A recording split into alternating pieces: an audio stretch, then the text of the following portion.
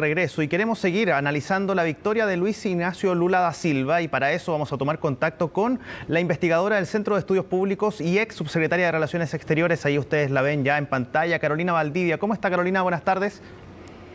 Hola, buenas tardes, Felipe. Mucho gusto. Igualmente, pues, Carolina, bueno, quiero entrar de lleno en materia. ¿Qué significa para el continente, principalmente para la relación que tienen los países actualmente en Sudamérica y, por cierto, también el resto de Latinoamérica, y la relación con Chile, la victoria de Luis Ignacio Lula da Silva?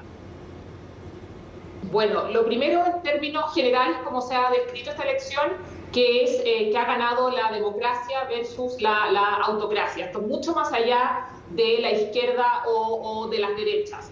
La coalición que ha apoyado al expresidente Lula, hoy en día presidente electo, va desde o configura un arco político que es bastante amplio, desde partidos que son de centro derecha, hasta partidos que son también partidos de izquierda. ¿Qué significa? Especialmente para Sudamérica, recordemos que cuando Lula cuando tuvo su primera o su segunda administración, él tuvo un foco muy relevante dentro de Sudamérica, con las iniciativas de integración y de profundización de la integración latinoamericana. También lo ha dicho en sus últimos discursos ya como presidente electo, que quiere reforzar tanto el Mercosur, que lo hemos visto en estos últimos años, que ha perdido fuerza, y que también quiere retomar aquella idea tan de Lula, que fue el UNASUR, la Unión de Naciones de Sudamérica. Entonces él buscará, evidentemente, buscar o ampliar y volver a que Latinoamérica tenga, o Sudamérica, mejor dicho, tenga una sola voz. Ese va a ser uno probablemente de sus mandatos, porque lo ha dicho desde la campaña y lo ha dicho ya ahora como presidente electo. Y para Chile lo mismo. La verdad que Brasil es un gigante, es un país líder, especialmente en Sudamérica, y todo lo que se realice desde su presidencia influye para el resto de los países. Usted fue ex subsecretaria de Relaciones Exteriores. ¿Cómo fue la relación que tuvo Chile durante el mandato del presidente Sebastián Piñera con Jair Bolsonaro? Porque podríamos decir, son situaciones o pensamientos quizás de sectores similares, pero son personalidades totalmente distintas. ¿Cómo fue esa relación? ¿Podríamos pensar que con Luis Ignacio Lula da Silva las relaciones entre Chile y Brasil podrían empezar a mejorar o no? Probablemente. Lula sí se ha caracterizado, el presidente Lula, porque es un estadista que es también tremendamente pragmático, que busca tener relaciones con todos los países, y no tiene tanto determinaciones o fijaciones de carácter ideológico, sino que es bastante pragmático, y eso lo vimos durante toda su presidencia. Eso le podría decir. Bueno, la relación, la verdad, en el gobierno anterior estuvo muy marcada, recordemos, por lo que fue la pandemia. Hubo 2 años de pandemia donde las relaciones exteriores estuvieron un foco muy relevante en sacar a los países adelante de la pandemia, en conseguir las vacunas y en plasmar determinadas iniciativas a nivel multilateral.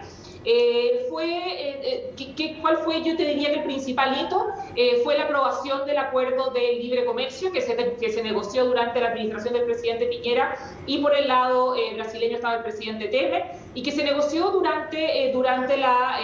o se aprobó legislativamente durante la administración del actual presidente Bolsonaro, y fue muy trabajoso. La verdad que no fue un acuerdo fácil de sacar adelante en términos legislativos. Por lo mismo, por relaciones políticas equidistantes o bien por un tema netamente de tratativas?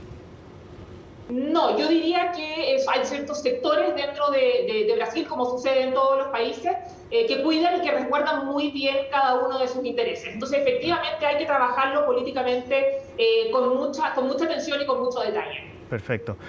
Ahora, Carolina, dentro de los últimos acontecimientos que han ocurrido tras las elecciones de ayer en Brasil, ocurrió la reunión, y lo conversábamos también con Mónica Rincón desde Brasil, ocurrió la reunión con Alberto Fernández, y uno de los puntos que se trató ahí es el de establecer quizás un plan y llegar a un punto con una moneda única en Sudamérica, tal como sucede con el euro en Europa.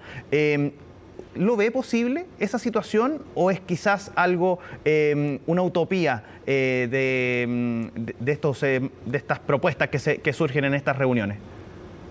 Yo creo que para avanzar en algo de esa naturaleza hay que poner muchos ladrillos antes. Además, recordemos también la situación en que está en este momento la región, donde tenemos todavía los efectos de la crisis sanitaria y que se ha transformado también en crisis económicas, crisis políticas y crisis de naturaleza social. Y además también un punto, cuando la Unión Europea adopta la moneda común, cuando ya tiene toda una institucionalidad de integración que es bastante sólida, que tenía muchos años, décadas de funcionamiento. Eso es muy distinto en el caso sudamericano, donde tenemos una instancia de mayor integración, o la más antigua, que es UNASUR, pero que ha pasado por altos y por bajos y por distintos vaivenes. Entonces yo creo que eso puede ser una aspiración, pero no sé cuánta viabilidad tenga en el mediano y corto plazo. Por más que hoy día la principal ideología dentro del continente sea la ideología de izquierda, porque la ideología de derecha ha ido en retroceso, pero por más que esta situación se dé de esa manera, ¿lo ve difícil que eso se produzca? Y yo creo que hay que avanzar aún en muchísimos otros eslabones antes de proponerse una iniciativa tan ambiciosa como es la de una moneda común. ¿Como cuáles, por ejemplo? Primero tenemos que tener mecanismos de integración que sean sólidos, mecanismos de integración que sean muy sólidos, donde hayan organismos que tengan, donde los estados estén disponibles para cederles y transferirles competencias, como es el caso, por ejemplo, de la Unión Europea, donde hay un organismo central, por ejemplo, en materia de política exterior o de seguridad exterior de la Unión, que toma políticas que son comunitarias, que son para todos. Si tenemos esa voluntad dentro de los distintos países de Sudamérica para eso, se podría ir avanzando. Pero recordemos también que en este momento, que es lo que sucede en Brasil y que sucede también en otros países del continente, donde yo diría, o lo que se ve, es que las fuerzas políticas ha ganado un presidente con una tremenda legitimidad y una gran fuerza, pero también va a tener un Congreso que está muy equilibrado, diríamos, en términos de ideologías o de visiones políticas, y eso también afecta. Tú los tratados internacionales, por ejemplo, tienes que pasarlos por la aprobación de los congresos y por lo tanto tienes que hacer un trabajo muy relevante en materia de política interna para explicar y para tener fuerzas dentro de tu política exterior. Entonces, eso también es un punto que hay que mirar. Hay que mirar, hay que analizar también quizás lo que le mencionaba anteriormente, esto del retroceso de las ideologías de derecha dentro del continente, porque al menos con la victoria de Luis Ignacio Lula da Silva se concreta quizás que el cono sur, a excepción de la situación en Paraguay, si mal no recuerdo, sería prácticamente el único país que estaría dentro del cono sur con una ideología distinta a la de los otros países, ¿o no?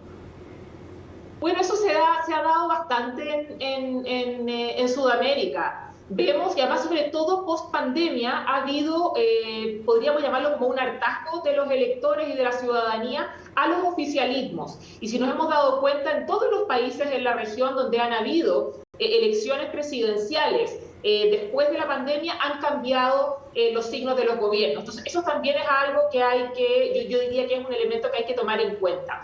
Y lo vimos también como a principios o a finales de la década de los 2010, donde estuvo la llamada marea rosa, donde eran muchos gobiernos que eran muy similares o que compartían una ideología política similar, y después fue cambiando. Entonces yo creo que esos son distintos vaivenes que se van dando por las situaciones propias del continente.